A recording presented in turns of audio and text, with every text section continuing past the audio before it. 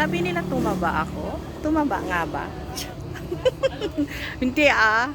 Ito yung mas matataba. Mas matataba ang aking mga halaman. Ayan, ang halaman ng aking sister Raka. So, ito yon. During the time na medyo pagod na ako yung nagvi-visit dito. Nagvi-visit talaga ako dito.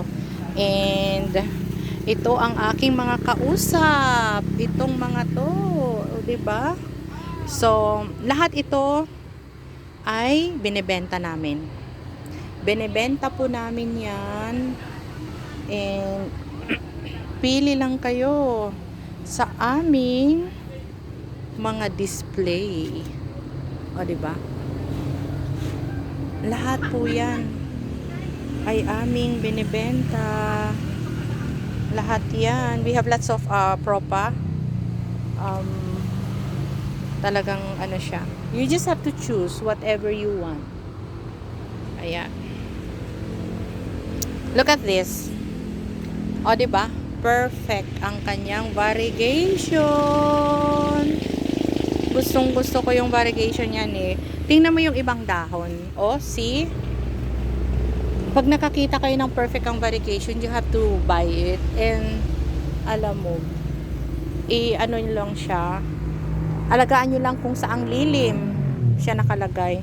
Look at this. Ang lalaking dahon. See?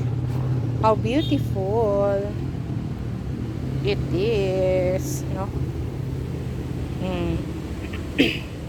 You just have to choose kung anong gusto nyo. Ayan na sila. Nag-aano sa wall. So, andito pala ang Mingming Kiliming. Tumakbo siya. Ayan. Ganda na oh. Pwede na silang ikat. And, alam nyo may humahum ako. Oh! It looks like this. Yung sa akin. Nagka-curl ang kanyang dulo. So, pag hinayaan ko, ganito pala siya kaganda. Oh my God. Hayaan ko nga siya humahum. Humahum ito ang tawag sa amin sa Batanes. And, inuulam daw yan eh. Sabi ng mother ko. And, I do confirm it with another friend of mine na inuulam nga daw sa Batanes. Para daw sa luyot. But, never ko pang na-try. And, look at this. Ano to? Garugad? Garugad? Binibenta din namin yan. Tamidok. O, diba? Walang pinipili. Lahat talaga binibenta dito sa Metro Manila. O, diba? So, you just have to choose lang kung anong gusto mo. Choose what you want.